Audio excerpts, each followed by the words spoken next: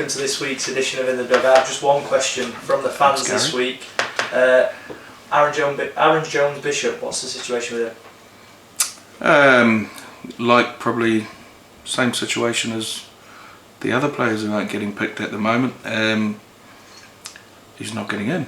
He's training hard. We now have a bit of a dual reg, which players can go back to their community club. So Aaron played for Milford on the last weekend, and Zach played for Tolbar last weekend. So it keeps them playing, keeps them fit. They've just like everyone else, just got to bide their time and keep training hard. It's a tough one, but I'm pretty sure if everyone picked the 17 players, we'd all pick different players, and just because these players aren't getting picked, it doesn't mean they're not at the club, or they're falling out with the club, or they're falling out with anyone. It's just we're in a fortunate position where most players are fit. You know, look at, nobody's asking where's Michaeli Ozu. He's still here and he's not getting in. And there's not just, let's not just single out individuals who's not getting picked, because it's a collective that they're not getting picked, and the players are disappointed they're not getting picked, which we're happy about as well. But it's not just Gary who picks a team. He's got a coaching staff there. He has the overall say, but the system down here, there's 4 coaches or 5 coaches down there. They sit together and they all have their little debate, and they pick the team, and they come up with the best team that they think they'll pick to win the certain game, the given game for that week. How important is it that the players that aren't playing, like you said, are getting games, whether it be at Tolbar or with the whole 23s, just to keep them fresh for if they are needed? Well, listen, we learned a lot last year. What we keep going on about, we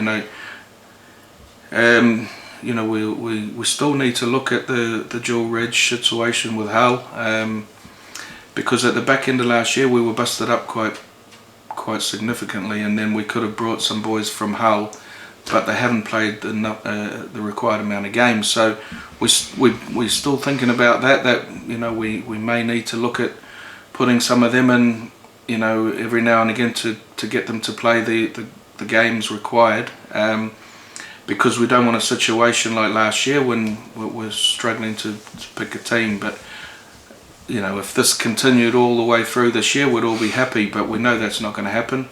We could pick up 5 or 6 injuries in the next few weeks, and plus we've got some big, small turnaround with the Sunday, Friday. So some of the boys who ain't been playing may get a game. If everyone pulls up great and they're all fit, we all seen last week. I think it was on Tuesday, there was a bit of a panic station in the halves with the boys, a few of them injured, and then we had to go and bring over the young fella and do the paperwork. Jack Ray from Hull trained with the team on Thursday, and then Friday these boys said they were all fit, as Gary did. They were our players, so Jack Ray had to miss out. And if you would have asked anyone on Tuesday, Wednesday, he would have definitely been playing last week. So all of ours come through and said they were fit. So we, unfortunately for him, he couldn't play, but that would have been one game ticked off for him towards going along the ones for the back end. So it's tough, and we've got it all on leaving our own out at the minute, and and leaving the ones from Hull out as well, who, it's a tricky one. It's a real tricky one. Moving on to the win against Hunslet, then a scrappy game, wasn't it, of sorts, but again we got the win, 3 wins in a row now in the league, and we're just starting to build a little bit of momentum, aren't we?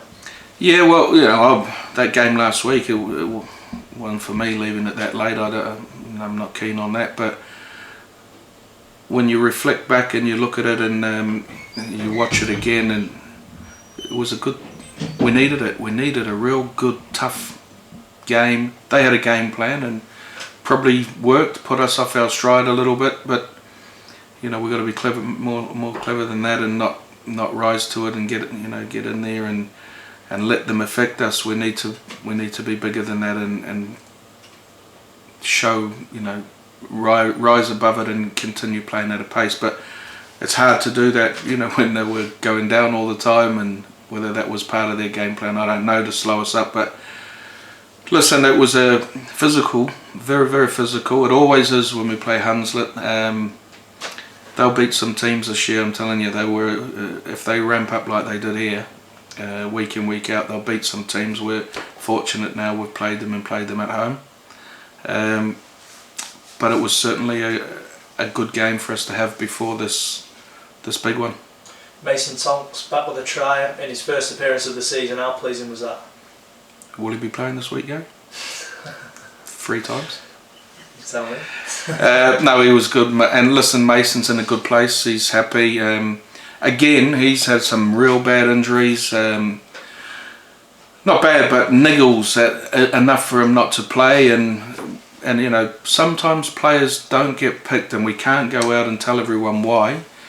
For other reasons that has nothing to do with playing. So, you know, we have I'm big on the player welfare and the players.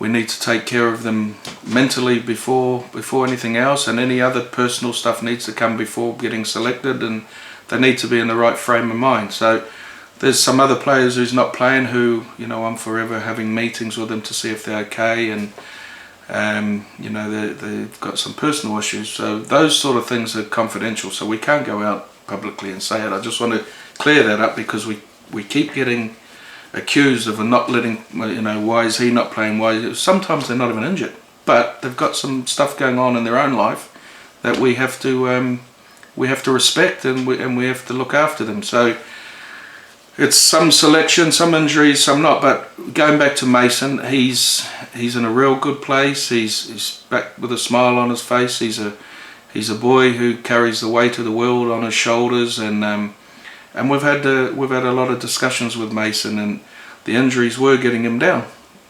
Only we know what was said in this room, but that boy we all know he can play. And if he has a run of games, and like he did, I think it was last year or the year before, he had a run and he got back to where he was probably going to crack it, and we may not have had him now. If he continued, he probably would have went and played the Super League. So Mace, it's great to have him back, and if we can keep him smiling and keep him happy, he'll play really good. We know that. He's the type of bloke who could score you the winning try in the grand final. So we've explained that to him. We've said that to him. We just need to keep him smiling. I think I had a chat with Gary, and the biggest problem with Mason's injury was because it was a back injury, and obviously he's got to work as well. At this level, you've got to go out and earn a living, so he wasn't getting a chance to rest the back. With a manual job, it's not like at the top level at Super League where you could have a couple of weeks rest. He was constantly straining the back, so it was going to take him a few extra weeks to get back fit. Yeah, and he's on a shovel as well, which, you know, he probably using his back as a crane instead of doing proper technique when he's got a shovel. You know, I might have to teach him how to do that. But no, he wanted to play, and what happened is he wasn't giving the injury enough time to heal, and he sees other players coming into the club, and then he starts fearing for his position and thinks, I need to play. And so he'd try and rush back, and he'd break down in training. And then, you know, it got to the stage where he says, you know, don't, just let it rest. When you're fully fit, you'll be in the team. So he was all right with that, and he's got himself right. I mean, just, you know, we just hope and pray for that he can continue to play plenty more games and show everyone, not just here but in the rugby league world, why he was rated as one of the top youngsters in years gone by. So get him back playing, play happy. This is why we brought him to the club, and I'm sure he'll show everyone what he can do, you know, coming the back end. The win against Hunslet was the start of a big month for us, wasn't it? Toronto up next. Given the money they've spent, do you think this is going to be the biggest test so far? Oh, listen, mate, I'm not too worried about the money they spend. There's still 13 players against 13 players, and you know, if your attitude's right, it doesn't matter if you're marking a player on 10, 100 times more than you. If that got to come from within, and if you go out and give everything you've got and you don't win, that's fine. But you know, once you cross the white line, the money's got nothing to do with it. you know, yeah, they've brought all the flash players and all the good players and the big name players. Probably a lot of them from the lead team when they were undefeated for a few years. But it's all about attitude for me. If you turn up with the right attitude and you go out there and beat the man that's in front of you, and 13 players do that, you give yourself a chance. So we'll be ready for them for certain. And listen, I like what they're doing. I've got a lot of respect for Paul Rowley and Brian Noble and those sort of people over there. They're good people, good rugby league people, know the game. They're not fools. They know if they don't turn up with the right attitude, they'll get beat. And they'll turn up to this game because it's easy. They're playing one of the rivals. It's you know, the attitude comes into it when you play the lesser teams, and those boys know that. I speak to them regular. We all seen what Rolls did at Lee.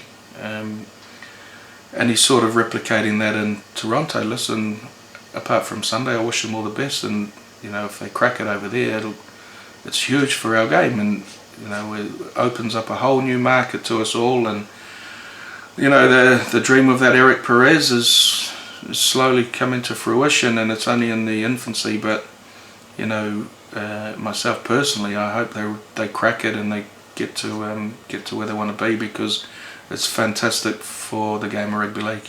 For our boys this week, and then live on Premier Sports, a rare chance for them to showcase what they can do live on television. Oh yeah, and a lot of ours will enjoy that. I think you'll see a few new haircuts on Sunday for sure. Finally, then, sponsors for this week. Yeah, IFS Risk Insurance. Paul Bloor, he's been a sponsor for us, and we appreciate everything he does for us. He's a good man and a good family, and so we thank them. They're the main sponsor.